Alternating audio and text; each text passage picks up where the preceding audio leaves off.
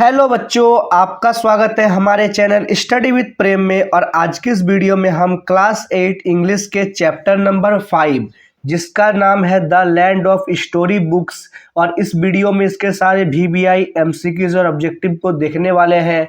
तो चलिए बिना किसी देरी के ऑब्जेक्टिव नंबर 1 को शुरू करते हैं। ठीक है, तो यहाँ पर पहला ऑब्जेक्टिव क्या है, पढ़िए आप लोग पहले क्वेश्चन को। Who brought the poem the land of story book. तो ये जो कविता है ना, the land of story books, इसे किसने लिखा है? तो इसे लिखा है R.L. स्टीवसन। किसने? R.L. स्टीवसन। क्लियर है एक नंबर। इसका राइट आंसर क्या होगा? Option number C. तो क्वेश्चन नंबर 2 है। 2 नंबर क्वेश्चन देखिए आप लोग पहले। Why does the child crawls against the wall. तो बच्चा जो है ना, कवि दीवार से सटकर क्यों चलता है? तो दीवार से सटकर वो इसलिए चलता है क्योंकि so that no one can see him. वो चाहता था कि कोई उसे ना देख ले, इसलिए जो है वो दीवार से सटकर क्रॉल होकर चलता था। ठीक है, क्वेश्चन नंबर 2 क्लियर है। चलिए क्वेश्चन नंबर 3 है।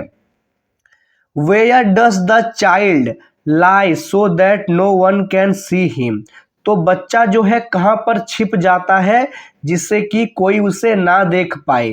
तो बच्चा जो है सोफा के पीछे, बिहाइंड द सोफा बैक, वो लाई हो जाता है, छिप जाता है वहां पर। ठीक है, तो क्वेश्चन नंबर 3 का राइट आंसर क्या होगा? Option number B. और क्वेश्चन नंबर 4 है।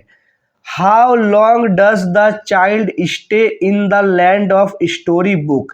तो बच्चा जो है कब तक चिल्लाता रहा the land of story books? समझ गए आप लोग क्वेश्चन को? इसका राइट आंसर क्या हो जाएगा? Option number B, till it's the time to go to sleep. जब तक वो बच्चा सो नहीं गया तब तक वो चिल्लाता रहा the land of story books. Question number 4 clear है। चलिए क्वेश्चन नंबर 5 देखते हैं। Which line in the poem suggest the child's love for story books? तो कौन सा लाइन है जो सजेस्ट करता है बच्चे का बुक के प्रति प्यार को? ठीक है, तो इसका राइट आंसर क्या हो जाएगा? And go to bed and backwards look. मतलब बच्चा जब कभी भी सोता था ना, वो बैकवर्ड लुक कर कर केवल किताबों को ही देखता रहता था। ठीक है, चलिए क्वेश्चन नंबर 5 हो गया। क्वेश्चन नंबर 6 है। What does the poet do when his parents sit sorry why does the poet do when his parents sit and talk the evening. मतलब कवि क्या करता था जब उसके माता पिता बैठकर बातें किया करते थे? तो कवि जो है ही रीड स्टोरी बुक, तब वो कहानी वाले किताबें पढ़ा करता था जब उसके माता पिता बैठकर बातें किया करते थे। ठीक है, क्वेश्चन नंबर 6 क्लियर है। चलिए क्वेश्चन नंबर 7 है। Who sit around the fire places in the evening. मतलब कौन जो है फायर प्लेस होता है, मतलब जो आग होता है ना शाम के समय, कौन शाम के समय आग के पास बैठते हैं? तो पोएट्स पेरेंट्स, यानी कवि के माता पिता जो हैं शाम के समय फायर प्लेस के पास बैठते हैं। ठीक है, क्वेश्चन नंबर 7 क्लियर है। चलिए क्वेश्चन नंबर 8 है। क्वेश्चन नंबर 8 पढ़िए आप लोग पहले। How does the poet's parent spend their evening in the poem the land of story books. जो कवि के माता पिता हैं वो अपना शाम के समय अपना समय कैसे बिताते हैं और किसके सामने बिताते हैं? तो वे जो है शाम का समय टॉकिंग एंड सिंगिंग, क्या करके?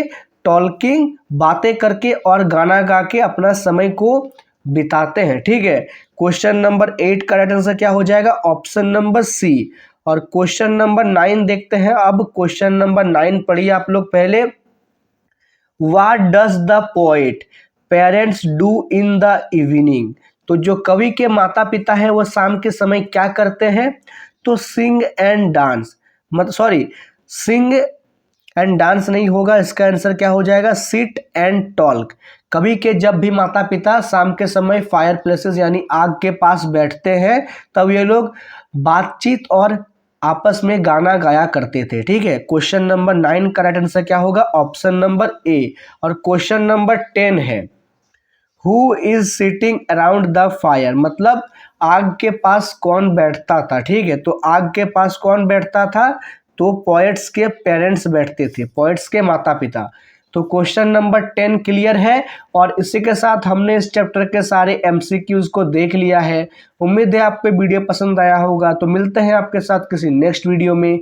जय हिंद, जय भारत।